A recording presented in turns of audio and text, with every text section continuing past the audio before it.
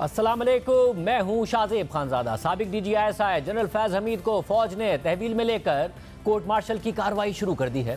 ISPR ने वाजे किया है कि जनरल फैज़ हमीद के खिलाफ न सिर्फ top city housing society case में इंक्वायरी की गई, बल्कि साबिक DGI के खिलाफ रिटायरमेंट के बाद आर्मी एक्ट की खिलाफ वर्जी के भी कई मामला साबित हो गए हैं। मगर सवाल उठ रहा है कि नवंबर 2022 में मौजूदा आर्मी चीफ की तैनाती के बाद कबल अज़ वक्त रिटायरमेंट लेने वाले जनरल फैज़ हमीद ऐसी कौन सी सरगर्मियों में मुलविस थे कि जो आर्मी एक्ट की खिलाफ वर्जी समझी गई और इल्ज़ाम साबित होने पर उनके खिलाफ कोर्ट मार्शल की कार्रवाई शुरू कर दी गई। इस हवाले से बात करते हुए गुज़िश्ता रोज़ वज़ीर दिफा ख्वाजा आसिफ ने हमारे प्रोग्राम में कहा कि जनरल फैज़ हमीद की अपनी रिटायरमेंट के बाद जो वाक़यात हुए उनमें शिरकत से वो बाज ना रह सके। इन वाक़यात में बराह रास्त या बिलवास्ता तौर पर जनरल फैज़ हमीद मुलविस थे, मगर वो अकेले मुलविस नहीं थे। जनरल फैज़ हमीद ने इन वाक़यात के लिए लॉजिस्टिक सपोर्ट फराहम की, टारगेट तय किए और साजिश का तजर्बा फराहम किया। साथ ही सेनेटर फैसल बाउडर ने दावा किया कि जनरल फैज़ हमीद 9 मई और इमरान खान पर कातिलाना हमले में भी मुलविस हैं। जनरल फैज़ हमीद के खिलाफ कार्रवाई को तहरीक इंसाफ के साथ राब्तों के साथ जोड़ा जा रहा है, जबकि आज इमरान खान से अडयाला जेल में मुलाकात करने वाले तहरीक इंसाफ के रहनुमा इंतजार पंजोदा से इस हवाले से सवाल हुआ तो उन्होंने कहा कि इमरान खान ने कहा है कि उनका जनरल फैज़ हमीद के साथ ताल्लुक अक्टूबर 2021 तक था, जब तक वो DGI रहे थे, और जब उनको बदला तो वो जनरल बाजवा ने अपनी तौसी के लिए नवाज शरीफ के साथ डील करके बदला था, जिसके बाद में नताइज भी सामने आए। कल से जो एक खबर बड़ी हाईलाइट जनरल फैज़ खान साहब का बड़ा करीबी ताल्लुक रहा है, इस हवाले से कोई गुफ्तगू हुई है? खान साहब ने सिर्फ यही बात की है कि ये फौज का अंदरूनी मामला है और इसके ऊपर जो भी एक्शन फौज ने लिया है उसका पार्टी के साथ या खान साहब के साथ उसका कोई ताल्लुक नहीं है। खान साहब ने सिर्फ एक बात की है कि अगर 9 मई के रिलेटेड ये चीजें उसके साथ कनेक्ट की जाती हैं तो ये बहुत अच्छा मौका है। हम हमेशा से कह रहे हैं कि जुडिशल कमीशन जो है उसका क्याम अमन में लाया जाए। खान साहब इस मामले के ऊपर बिल्कुल क्लियर है। उन्होंने कहा है कि हमारा किसी के साथ या जनरल फैज़ के साथ पॉलिटिकल किसी किस्म का कोई रिलेशन नहीं था। उनके साथ मेरा रिलेशन अक्टूबर 2021 तक था, जब तक उनकी अपॉइंटमेंट रही। जब उनको बदला तो वो बदला जो गया तो उसका उन्होंने जिक्र जरूर किया कि जनरल बाजवा ने उनको अपनी एक्सटेंशन की खातिर नवाज शरीफ के साथ डील करके बदला था। उसके नताइज सामने जरूर आए जिसके ऊपर उन्होंने बात की, लेकिन उन्होंने ये कहा है कि मेरा जनरल फैज़ के साथ सिर्फ प्रोफेशनल ताल्लुक था जब वो मेरे नीचे DGI थे, इसके अलावा उनके साथ कोई ताल्लुक नहीं। आज तहरीक इंसाफ के रहनुमा इंतजार पंजोदा ने मुलाकात की इमरान खान से, उसके बाद मीडिया से गुफ्तगू की। क्या बातें हुई हैं हमारे साथ इंतजार पंजोदा साहब मौजूद हैं। पंजोदा साहब बहुत शुक्रिया में ज्वाइन करने के लिए। आपने बताया कि इमरान खान साहब ने डिनाई किया कि जब वो DGI थे उस वक्त तक उनका राब्ता था। इसके अलावा क्या इनिशियल तासुरात थे इमरान खान साहब के जनरल फैज़ हमीद की गिरफ्तारी या फिर उनको तहवील में लेना, फिर फील्ड कोर्ट मार्शल उनके खिलाफ होना? देखिए जी, खान साहब हमेशा की तरह आज भी बड़े काम और बिल्कुल पहले जैसे अंदाज में बात कर रहे थे और उन्होंने बड़ा वाज़े तौर पे ये कहा कि इसका हमारे साथ किसी किस्म का कोई लिंक नहीं है और अगर ये लिंक सियासी बुनियादों के ऊपर बढ़ाने की कोशिश की जाती है तो फिर इसका कोई सबूत नहीं है। अगर इल्ज़ाम ये लगाया जाएगा कि ये PTI के साथ पॉलिटिकली किसी लेवल पे जो है वो थे, तो मैं अपनी पोजीशन ये क्लियर कर दूं कि मेरा इनके साथ आखिरी ताल्लुक जो है वो अक्टूबर 2021 जब इनको चेंज किया गया था उस वक्त था। उसके अलावा मेरा इनके साथ ना कोई ताल्लुक है ना कोई राब्ता है। अगर ये बात सामने लाई जाती है तो फिर इम्पॉर्टेंट ये है कि 9 मई के ऊपर इंक्वायरी की जाए, 9 मई के को खोला जाए। 9 मई के ऊपर जो हमारी दरीना डिमांड रही है कि इसके ऊपर कमीशन बनाकर 2 चीज़ों के ऊपर ज़रूर तहकीक की जाए कि अगर किसी ने साजिश की तो वो साजिश किसने की, जिसने मुझे गिरफ्तार करवाया वहाँ से, जिस तरह से अबडक्ट करवाया। सुप्रीम कोर्ट ने उस गिरफ्तारी को इलीगल कहा तो खान साहब कहते हैं कि उस अबडक्शन के पीछे कौन था उसका पता कराया जाए, उसने साजिश की। और दूसरा उन्होंने कहा कि CCTV फुटेज सामने लाए जाए, जिसने CCTV फुटेज जो है वो चुराई, हाईकोर्ट हो या जहाँ पर आग लगाने के वाक़यात हुए तो वो लोग इन्वॉल्व हैं, उन्होंने साजिश की है, उनके खिलाफ एक्शन होना चाहिए। हम तो उसमें एग्रीव पार्टी हैं, हमारे खिलाफ तो उस दिन हम पे तो जुल्म हुआ और उसके बाद जो कुछ हमारी सियासी जमात के साथ किया गया वो भी आपके सामने है कि ये कभी नहीं होता कि अगर किसी एक ग्रोह ने कुछ चंद लोगों ने किया है कोई जुर्म तो पूरी पार्टी या पूरे मुल्क में जहाँ पर उनके नाम लेवा हो उन तमाम के ऊपर एक्शन हो, और आज तक वो एक्शन जारी है। तो हम तो एग्रीव ने हम समझते हैं कि ये और क्या 9 मई को क्योंकि इमरान खान साहब गिरफ्तार हो गए थे, ज़ाहिर है बहुत सारी खबरें अब सामने आ रही हैं, तो ये बताइएगा कि क्या जनरल फैज़ हमीद आपके पार्टी के कुछ लोगों के साथ 9 मई को राब्ते में थे, जिसमें उन्होंने लोगों को कहा कि फला जगह जाओ, फला जगह जाओ। क्या ऐसा कुछ हुआ? जनरल फैज़ हमीद का कोई राब्ता था?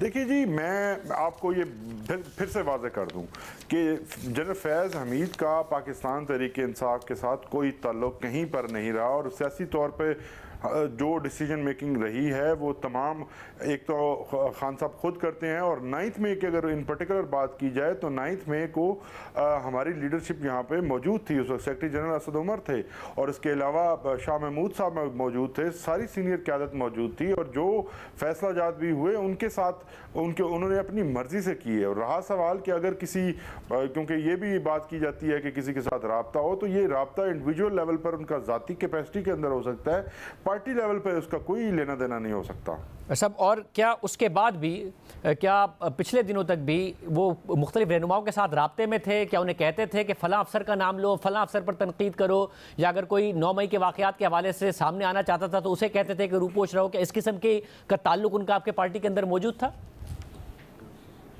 देखिए जी, बिल्कुल नहीं। मैं आपको 1 साल की तो ये जब से खान साहब जेल में बंद हैं 5 अगस्त से, उस वक्त से तो सबसे ज़्यादा खान साहब के साथ कनेक्टेड मैं रहा हूँ, और सबसे ज़्यादा जो पैगाम रसानी है या बातचीत है या पॉलिटिकल साइड भी हो या लीगल साइड भी हो, तो ये सबसे ज़्यादा मुलाकातें तो मेरी हुई हैं।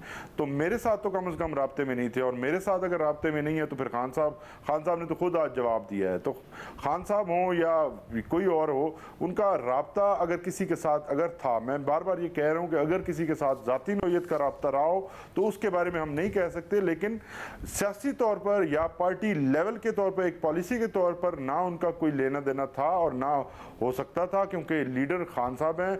और ये बात कितनी मज़ा का खेज़ है कि इमरान खान जो ज़ाती अपनी ज़ात के ऊपर जिस तरह की सख्तियाँ बर्दाश्त कर रहे हैं, वो किसी और को लीडर मानेंगे, और किसी और की वो पार्टी जो है हमारी जो आपको पता ही है जिस तरह से हमें मिले हैं सारी। अगर नवंबर 2022 में जाएं तो जाहिर है बहुत सारे ऐसे मामला सामने आए हैं जिसमें जनरल फैज़ हमीद खुद आर्मी चीफ बनना चाहते थे। जाहिर है वो DGI के ओहदे से जब हटे, एक आपका इल्ज़ाम है जो आज आपने दोहराया कि इमरान खान साहब कह रहे हैं कि जनरल बाजवा ने हटाया उन्हें इसलिए कि नवाज शरीफ से डील की थी कि बाजवा को एक्सटेंशन मिलेगी, जो कि नवाज शरीफ साहब ने उन्हें नहीं दी।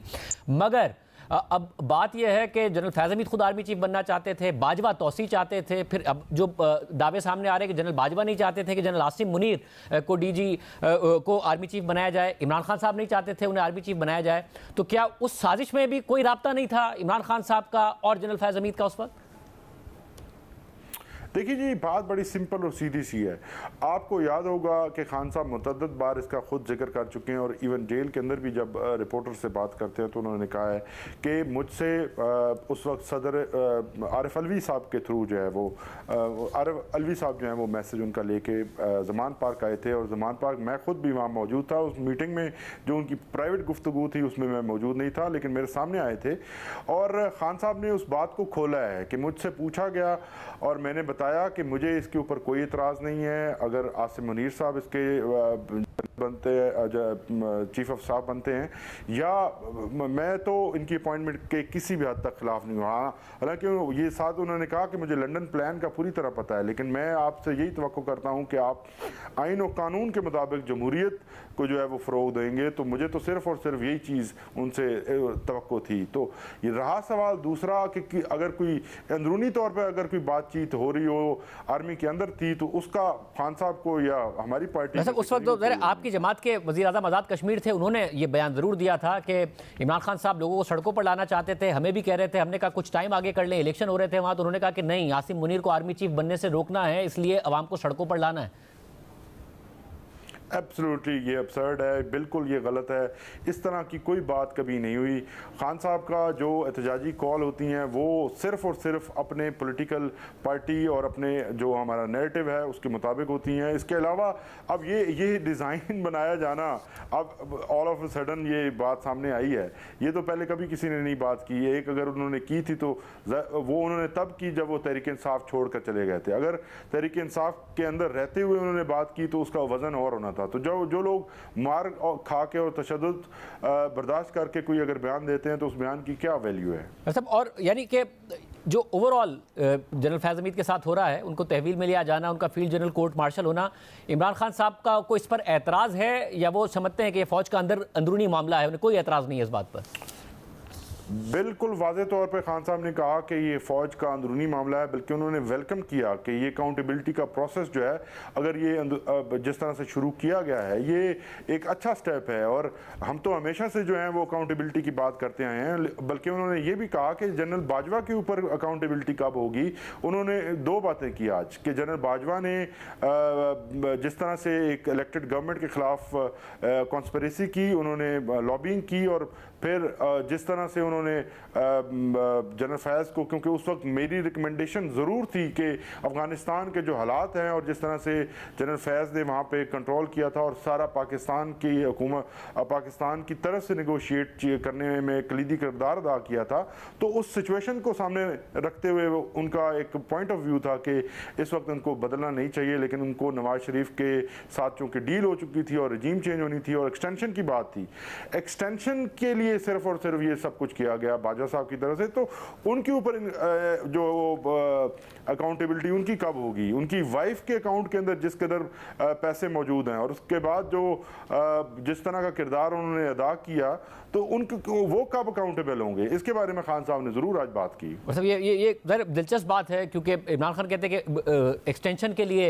उन्होंने डील की थी जनरल बाजवा ने नवाज शरीफ से, नवाज शरीफ साहब ने नहीं दी एक्सटेंशन। इमरान खान साहब खुद कह चुके कि मैं एक्सटेंशन देने को तैयार था, और अब ये तो बात को नून लीग भी कंफर्म कर रही है कि बाजवा साहब खुद अपनी भी एक्सटेंशन चाहते थे, फिर वो जनरल फैज़ हमीद को भी आर्मी चीफ बनाना चाहते थे। इस सब के बाद अब जब आप ये कह रहे हैं कि इमरान खान साहब वेलकम कर रहे हैं, अब कुछ इतलात ये भी आ रही है कि जो आपके सेक्रेटेरिएट पर छापा पड़ा, वहाँ से कुछ ऐसा मवाद मिला जिससे जनरल फैज़ हमीद का ताल्लुक साबित होता है। क्या इस हवाले से आपके पास कुछ इतलात है? देखिए, हमारा अवामी सेक्रेटेरिएट था, वहाँ पे आपको पता है, मतलब ना कोई एक दरवाज़ा बंद नहीं होता था। वहाँ पे अगर चेयरमैन बैरिस्टर गौहर मौजूद हों तो वहाँ तक भी आम जनरल पब्लिक, उसमें से ना कोई हमारी आइडेंटिटी है कि कोई शनाख्ती कार्ड हो कि जी मैं वर्कर हूँ, मैं अहदेदार हूँ, ये हूँ, जो कोई आया वो अंदर तक जाता है। तो इस तरह की जगहों के ऊपर इस तरह के सेंसिटिव बातें कोई अगर हैं तो ये होना नामुमकिन और बड़ा अजीब सा लगता है कि ये बिल्कुल गलत बात है। और मेरी इतला के मुताबिक वहाँ से सिर्फ और सिर्फ टीवी जो सेट्स वहाँ पे लगे हुए थे और बाकी जो स्टेशनरी का सामान था या जो प्रिंटिंग मशीन्स थी, कंप्यूटर्स थे, वो लेकर गए हैं। इसके अलावा तो कुछ नहीं लेकर गए। और क्या इमरान खान जनरल बाजवा के भी कोर्ट मार्शल का मुतालबा कर रहे हैं जब वो वेलकम कर रहे हैं जनरल फैज़ हमीद के खिलाफ कार्रवाई को?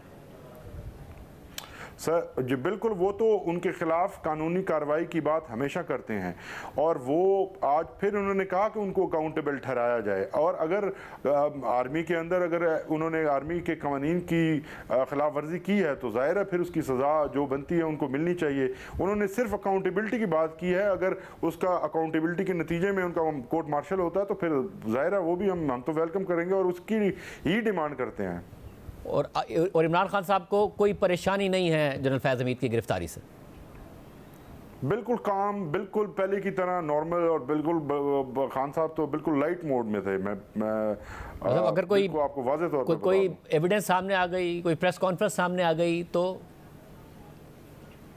देखिए जी, ये मैं आपको फिर से एक बात बताऊं कि 9 मई के बाद जिस तरह से एक प्रोपेगेंडा किया गया कि नाकाबिल तरदीद शवाहिद हैं, तो आज तक तो वो शवाहिद सामने नहीं आए।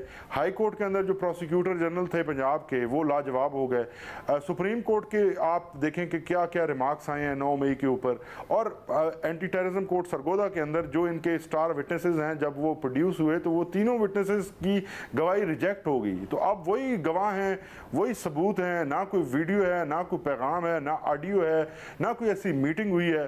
तो ये तो इसको लिंगर ऑन किया जा रहा है सिर्फ और सिर्फ अपने सियासी मकासद के लिए। और जिस तरह से हमारी पार्टी को इस वक्त टारगेट बनाया गया है, हमारी पार्टी के खिलाफ एक ऑपरेशन लॉन्च किया गया, और जो एक पॉलिसी है कि पाकिस्तान तहरीक इंसाफ को क्रश करना है किसी भी कीमत पर, किसी भी सूरत में, और वो जो क्रॉस लगाए हुए हैं जो ये उसको आगे बढ़ाने के लिए ये सब कुछ किया जा रहा है। अदरवाइज 9 मई के अंदर ना कोई खान साहब की इन्वॉल्वमेंट, खान साहब की तो खैर हो ही नहीं सकती क्योंकि वो खुद गिरफ्तार थे, और इसके अलावा जो पार्टी के ऊपर एक इल्ज़ाम लगाया जा रहा है कि उनकी तरफ से एक साजिश थी, तो ये भी गलत है और आज तक कोई चीज़ सामने नहीं आई। बहुत शुक्रिया। तहरीक इंसाफ का मौक़िफ़ आपने सुना, मगर अंदर की बात क्या है इस हवाले से 2 सहाफ़ियों के पास पहले से इंफॉर्मेशन थी, बाद की भी इंफॉर्मेशन है, वो हमारे साथ मौजूद होंगे। मुनीफ फारूक साहब और उमर चीमा साहब, क्या मालूमात है, बात करेंगे ब्रेक के बाद। तहरीक इंसाफ जनरल फैज़ हमीद के साथ राब्तों से इनकार कर रही है। इमरान खान उनके कोर्ट मार्शल को वेलकम कर रहे हैं। जनरल बाजवा के एहतसाब की बात कर रहे हैं। हमारे साथ 2 ऐसे सहाफ़ी मौजूद हैं, इनमें से एक मुनीफ फारूक हैं जिन्होंने दिसंबर 2022 में ही द न्यूज़ में लिख दिया था कि 3 स्टार जनरल का कोर्ट मार्शल हो सकता है। साथ ही हमारे साथ तहकीकाती सहाफ़ी उमर चीमा मौजूद हैं, जिनके पास खबर है कि जनरल फैज़ हमीद के खिलाफ कार्रवाई का ताल्लुक पीटीआई के मरकजी सेक्रेटेरिएट पर छापे से हो सकता है। आप दोनों का बहुत शुक्रिया। उमर चीमा साहब, पीटीआई तो मुकम्मल लाताल्लुकी का इजहार कर रही है। वो तो कह रहे हैं जब वो डीजीआईएसआई के ओहदे से हटे उसके बाद कोई ताल्लुक नहीं रहा इमरान खान साहब का जनरल फैज़ हमीद के साथ, मगर कुछ मुतज़ाद इत्तलात सामने आ रही हैं। एग्जैक्ट आपके पास क्या मालूमात है?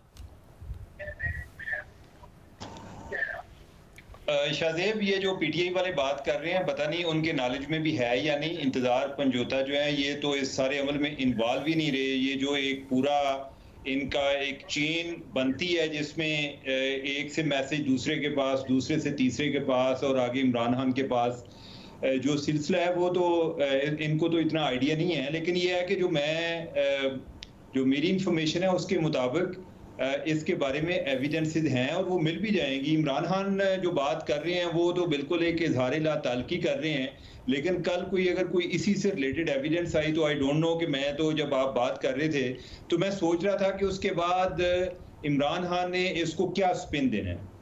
लेकिन आने वाले दिनों में इस बारे में कुछ अहम डेवलपमेंट हो सकती है, कोई चीज़ें हो रही हैं और आने वाले दिनों में क्या पता अगर कोई प्रेस कॉन्फ्रेंस हो जाए, कोई वही फाइंडिंग्स जो हैं वो पूरे मीडिया के सामने आ गई, तो आई डोंट नो कि फिर इमरान खान उस पर क्या बात करेंगे। लेकिन जो मेरी इतलात हैं उसके मुताबिक एविडेंस पाई जाती है। और जो मुझे सबसे जो एक मज़ाहिया बात लगी, इमरान खान ने कहा कि मेरा उनके साथ प्रोफेशनल तल्लुक था, मेरा कोई सियासी ताल्लुक नहीं था।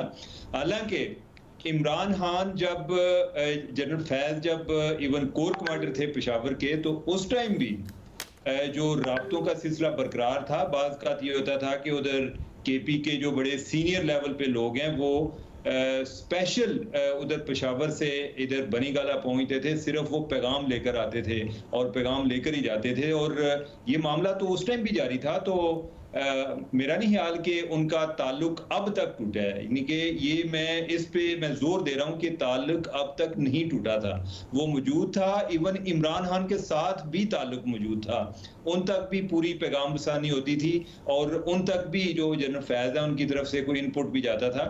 और इवन जो इनकी आर्मी की हैंडलिंग है कि आर्मी को किस तरह डील करना है और हमारा नैरेटिव क्या होना चाहिए, आर्मी की अपनी क्या वल्नरेबिलिटीज होती हैं, वो कितनी बात कर सकते हैं, कितना नहीं कर सकते, यानी कि उसमें भी इनका काफ़ी इनपुट था जिसकी बुनियाद पे वो इमरान खान जो है वो अपना पूरा नैरेटिव जो है वो उस बुनियाद पे करते थे। ये जो होता है ना कि एक इनसाइड जॉब वाली जो बात कि बंदा कहता है कि यार इनको क्या पता, पहले तो जो हम लोग करते थे तो दूसरों को आइडिया नहीं होता था कि हमसे डील कैसे करना है, तो इस दफ़ा लगता है कि कोई लोग मिले हुए हैं। और उसमें सिर्फ जनरल फैज़ ही नहीं थे, और भी लोग थे।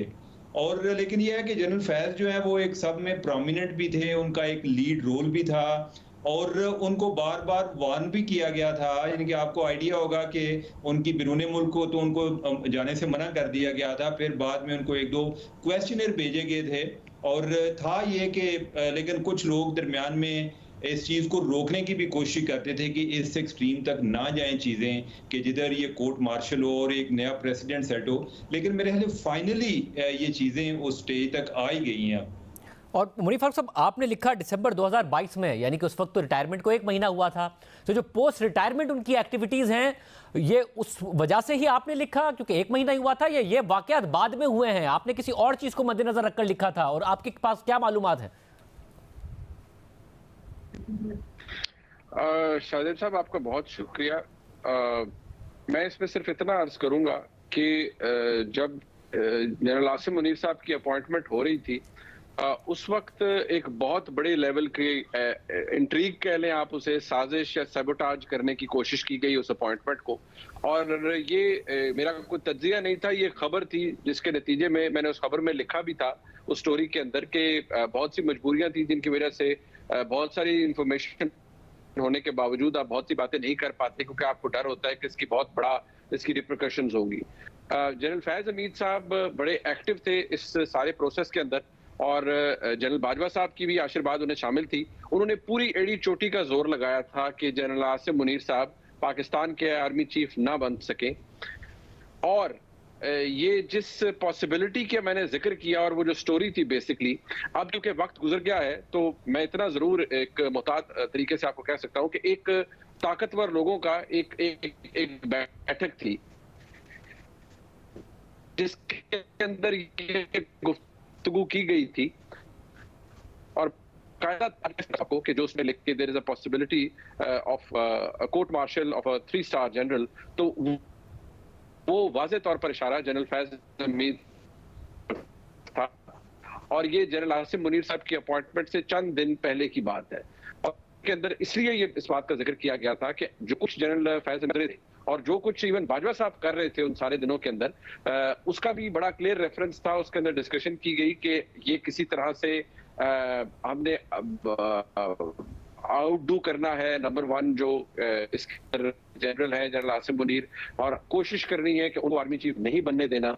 और ये भी इस बात की पॉसिबिलिटी का जिक्र किया गया कि अगर वो आर्मी चीफ बन गए और जितने दूर जनरल फैज साहब या जनरल बाजवा साहब चले गए हैं, तो ये पॉसिबिलिटी रूल आउट नहीं की जा सकती कि जनरल फैज हमीद साहब को फील्ड कोर्ट मार्शल का सामना करना पड़ सकता है। ये उस वक्त एक खबर थी, और इस खबर को मैंने बड़े मुहतात बहुत अंदाज में जितने तरीके से मैं इसको कवर कर सकता था मैंने इसको लिखा भी। लेकिन मुझे इस बात का हमेशा से अंदाजा था कि इस पूरे मामले के अंदर जो पाकिस्तान की फौज के अंदर एक ओपिनियन नहीं बल्कि एक सोच डेवलप हुई कि ये 9 मई तो दूसरी अटेम्प्ट थी, पहली अटेम्प्ट की जा चुकी थी जनरल आसिम मुनीर साहब के खिलाफ जब उनकी अपॉइंटमेंट हो रही थी। और ये डिफेंस मिनिस्टर साहब अब आपके प्रोग्राम में कह चुके हैं, आज उन्होंने मुझे इंटरव्यू दिया तो उसके अंदर भी उन्होंने यही कहा कि मेरा कोई बिजनेस नहीं था कि मैं जनरल बाजवा साहब के पास बार बार चक्कर लगाऊं, और वो जा रहे हैं और मैं उन्हें कन्विंस करूं कि भैया आप क्यों रोक रहे हैं जनरल आसिम मुनीर साहब की अपॉइंटमेंट को। तो बाजवा साहब इंसिस्ट कर रहे थे, एडमेंट थे कि नहीं, अच्छा जो है जनरल फैज का नाम ड्रॉप कर देता हूं, तो आप जनरल आसिम मुनीर साहब को ना बनाएं, आप किसी तीसरे शख्स को बना दें, जो भी उस वक्त लिस्ट में थे उनको बना दें, लेकिन जनरल आसिम मुनीर साहब को ना बनाएं। तो ये बात उस ताकतवर लोगों के हडल के अंदर की गई थी कि जितने आगे सारे चले गए हैं, अगर जनरल आसिम मुनीर साहब बन गए पाकिस्तान के आर्मी चीफ तो इतना वाज़े और क्लियर एविडेंस मौजूद है इस इंट्रीग का, इस साजिश का, कि जनरल फैज हमीद साहब का कोर्ट मार्शल हो सकता है। और जो उसका पॉलिटिकल एंगल था शाहजेब साहब, ये ज़हन में रखिए, उसका डायरेक्ट नेक्सस पाकिस्तान की फौज के पास ये शवाहिद मौजूद हैं कि उसका direct nexus general Faiz Hamid साहब और इमरान खान साहब की जमात के अंदर से निकलता है। और उस वजह से ये एक जो पाकिस्तान आर्मी एक्ट की वायलेशन भी उसी के अंदर की गई और उसी के जुमरे में भी आती है वो। और जनरल और जो ख्वाजा आसिफ साहब हैं उन्होंने आज भी कहा है कि इससे बड़ी साजिश पाकिस्तान के आर्मी चीफ की अपॉइंटमेंट में इन डेकेड्स नहीं हुई जो जनरल आसिम मुनीर साहब की अपॉइंटमेंट के दौरान की गई। तो उमर चीमा साहब, अब 2.25 साल रिटायर हुए हो गए हैं जनरल फैज हमीद को। जिन वाक़यात का जिक्र कर रहे हैं मुनीर फारूक, उन वाक़यात को भी 2.25 साल हो गए हैं। तो गिरफ्तारी अब होना, क्या मज़ीद कुछ ऐसे हालात वाक़यात हुए जिनकी एविडेंस सामने आई है, और क्या उसको लाया भी जाएगा अवाम के सामने? क्योंकि 2.25 साल इन वाक़यात को हो गए जिनकी बात कर रहे हैं मुनीर फारूक।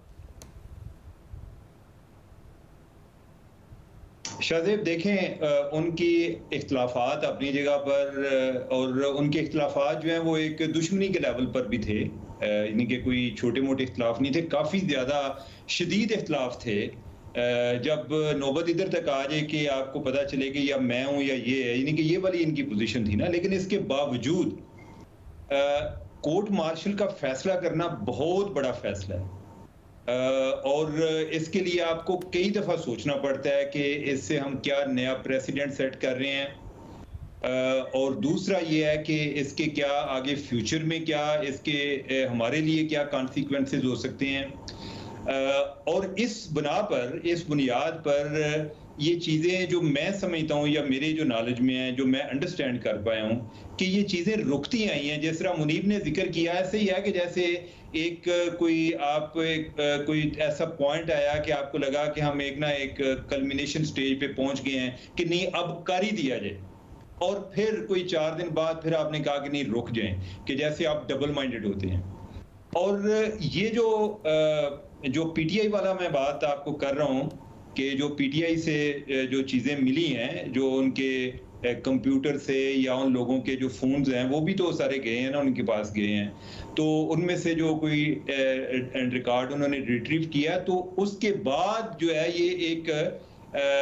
ये एक ट्रिगर था इन अ सेंस कि नहीं जैसे होता है ना, कहते हैं वी हैव हैड एनफ, कि अब बहुत होगी, अब किया जाए, क्योंकि अब हमारे पास ऑप्शन नहीं है। यानी कि हमने इतनी दफा टॉलरेंस शो किया है, यानी कि एक टॉलरेंस का रिस्पांस आता है ना कि आप कहते हैं कि हम जरा रिस्ट्रेन शो कर रहे हैं, जरा एहतियात कर रहे हैं, उम्मीद है कि फरीके मुखालिफ इस चीज को अप्रिशिएट करेगा और वो इन चीजों पर रुक जाएगा। लेकिन अगर आपको पता चले कि वो मुसर हैं और वो एक्टिवली इन्वॉल्व हैं तो आपको लगता है कि हमारे पास और ऑप्शन नहीं है, we have to make someone an example. तो उसमें फाइनली जो एक तो टॉप सिटी वाला प्रोजेक्ट भी आ रहा था और उसी से रिलेटेड जो इनके जनरल फैज के अपने करीबी जो एसोसिएट थे वो किसी ना किसी तरीके इस अमल में भी इन्वॉल्व थे, तो लिहाजा वो कुछ जो है उनकी कोई एक डुप्लिसिटी भी आ गई और फिर ये है कि इधर से अर्जेंसी भी बढ़ गई कि जो नई चीज़ें आई हैं उनमें इनके लिए बहुत चीज़ें एक इंकशाफ की हैसियत रखती थी कि ये क्या कुछ हो रहा है और अगर हमने ना रोका तो क्या ये कहीं क्रिमिनल नेग्लिजेंस में आता है या किस जुमरे में हम उसको लेंगे। तो मेरे ख्याल उस लिहाज से यानी कि उनके पार्ट पर भी ये बहुत बड़ा फैसला था कि जिसके बारे में वो काफ़ी देर से सोचते रहे, लेकिन फाइनली इस फैसले पे साइन करना या उस पर अमल करना उसकी एक डिफरेंट इम्पैक्ट होता है जो कि अभी आकर हुआ। और मुनीब, जो जनरल फैज हमीद ने किया, अगर वो रिटायर होने के बाद भी 2 साल तक नहीं कर सकते थे, पॉलिटिक्स में इन्वॉल्वमेंट नहीं हो सकती थी, तो उन्होंने खुद कानून तोड़ा, अगर इसके सबूत मौजूद हैं, इसका क्या फॉल आउट तहरीक इंसाफ पर भी आ सकता है? ये गिरफ्तारी के इमरान खान साहब के लिए भी खतरनाक हो सकती है, क्या कोई ऐसी मालूमात है आपके पास? देखिए शाहजेब साहब, इसका ताल्लुक तो एक अब जारी बात है, जो बहुत सोफिस्टिकेटेड एविडेंस है वो तो फौज के पास ही है क्योंकि फौज की तहवील में है वो, लेकिन जो इंप्रेशन मिलता है वो तो ये मिलता है जी कि आप के जनरल फैज हमीद साहब का डायरेक्ट राब्ता था और बहुत से पीटीआई के लीडरान से।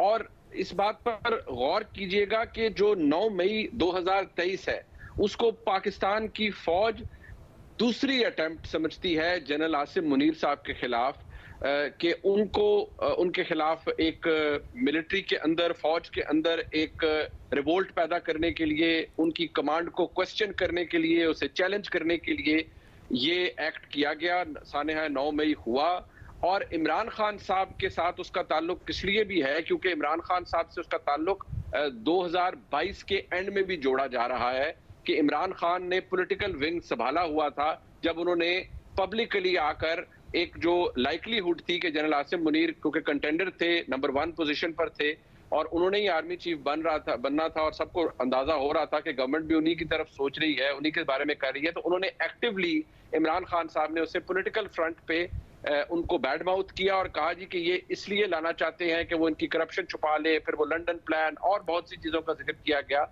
लिहाजा उसका डायरेक्ट कनेक्शन जोड़ा जाता है इमरान खान साहब से भी। ये मामला जनरल फैज हमीद साहब पर रुक नहीं जाता, इसका ताल्लुक जोड़ा जाता है तहरीक इंसाफ और उससे भी पहले इमरान खान साहब से। नेचुरली उसका एक फॉल आउट तहरीक इंसाफ या इमरान खान साहब पर हो सकता है कि, और जो आयरॉनिक बात है शाहजेब साहब, ये ज़हन में रखिएगा कि जो फील्ड कोर्ट मार्शल की या कोर्ट मार्शल की प्रोसीडिंग्स हैं या इवन मिलिट्री कोर्ट ट्रायल्स हैं, वो बिल्कुल ब्लैकआउट है। वो मुझे, आपको या उमर चीमा साहब को, हमें बस ये पता लग सकता है कि हाँ जी फलाना तहवील में चला गया, then it's a complete blackout, no information given.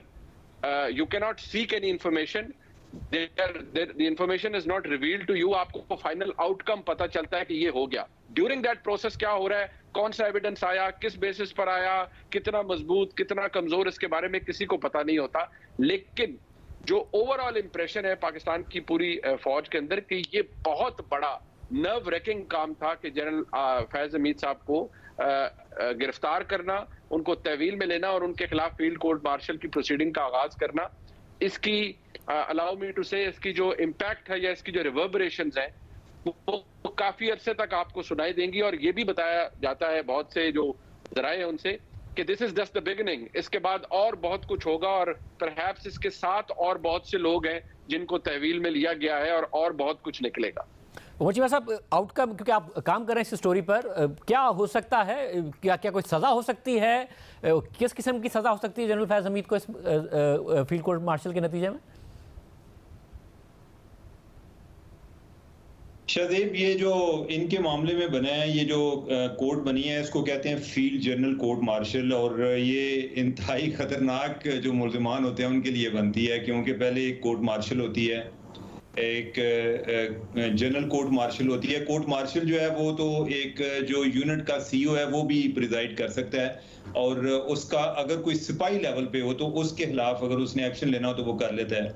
General court martial उससे जरा जो सीनियर कोई ऑफिसर है उनका होता है। और फील्ड जनरल कोर्ट मार्शल जो है, जो जिसमें वो समझा जाता है कि कोई इंतहाई एक तो सीनियर लोग हैं और कोई इंतहाई एक कोई कानूनी काम में मुलव्वस हैं, तो उनके खिलाफ होता है। अब ये है कि जो पहले मुनीब भी बात कर रहे थे, होता ये है कि पहले एक कोर्ट ऑफ इंक्वायरी है कि जिसमें उनके खिलाफ कोई चीज़ें लाई जाती हैं, फिर आगे उनकी एजी ब्रांच जो है इसके लिए फील्ड जनरल कोर्ट मार्शल के लिए जो अप्रूवल भी चाहिए होती है वो आर्मी चीफ की चाहिए होती है। यानी कि जो एक जनरल कोर्ट मार्शल है उसमें जीएचक्यू के अंदर से अप्रूवल होती है, लेकिन आर्मी चीफ लेवल से कम लेवल पे भी हो जाती है, इसके लिए आर्मी चीफ की चाहिए होती है। अच्छा, दूसरा ये है कि जब वो कोर्ट ऑफ इंक्वायरी होती है जिसमें एक एलिगेशन आते हैं, फिर उसमें एक समरी ऑफ एविडेंस होती है कि जिसमें जो मुल्ज़म होता है उसको कहते हैं कि अगर वो कोई अपना बयान देना चाहे ये वो। लेकिन मुल्ज़म आम तौर पे ये देखा गया है कि ज़्यादा जब कोर्ट मार्शल की प्रोसीडिंग शुरू होती है उसमें जाकर वो बोलते हैं और उधर उनके पास से चार्जशीट वगैरह आ जाती है, उनको राइट होता है पूरा एक अपना वकील करने का कि वो अगर वकील करना चाहते हैं, जिसको भी करना चाहते हैं वो कर सकते हैं। इतना फर्क होता है कि जितना एक सिविल कोर्ट में मामलात को कभी वकील साहब को फ्लू है या कोई फ्लाइट उनकी लेट होगी या मौसम खराब था, उस बुनियाद पे जो एडजर्नमेंट का एक लंबा सिलसिला चलता है वो नहीं होता, ठीक है। अदरवाइज जो है उनको उनकी मर्जी का वकील दिया जाता है। अब बात आती है कि उनको सजा क्या हो सकती है। सजा अब यह है कि हमारे पास चार्जशीट नहीं है। अगर हम सिर्फ प्रेस रिलीज को देखें तो उसमें दो चीजों का जिक्र है कि टॉप सीडिंग है और दूसरा जो है यानी कि उनकी जो उन्होंने आर्मी एक्ट की वायलेशन की है रिटायरमेंट के बाद। अगर हम जो पहली बात करते हैं ना तो उसको हो सकता है सिविल ऑफेंस के तौर पे कंसीडर हो, जो टॉप सिटी वाला है।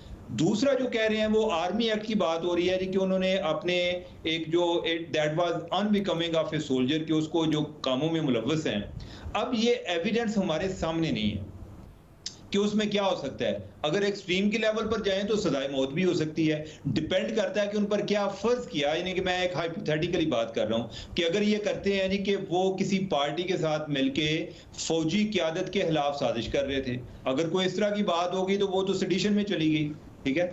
और अगर उससे कम भी होती है, आप इमेजिन करें कि उनको कोई 2 साल की सजा हो जाती है और साथ उनके रैंक्स जो हैं वो भी विड्रॉ हो जाते हैं, बेनिफिट्स भी विड्रॉ हो जाते हैं, तो ये भी एक सजा है कि जिसमें हमें तो शायद दूर बैठे लोगों को इतना फील ना हो, लेकिन फौज के अंदर ये एक बड़ी एक सीरियस किस्म की सजा है कि अगर वो बंदा अपने आप को यानी कि उसके रैंक्स ही विड्रॉ हो जाए। और आपको पता होगा कि एनएलसी के केस में ऐसा हुआ था।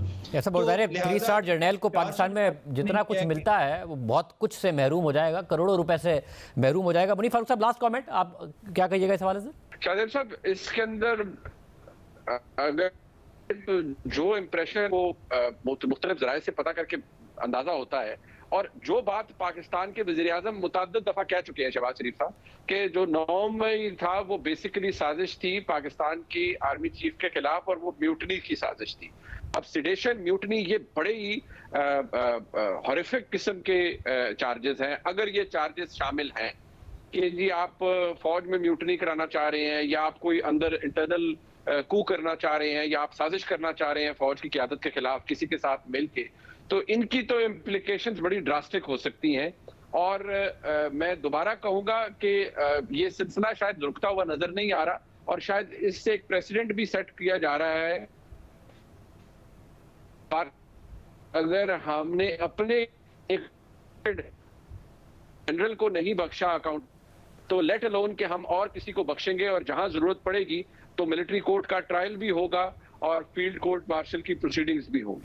आज के प्रोग्राम में इतना ही, दीजिए, अल्लाह हाफिज।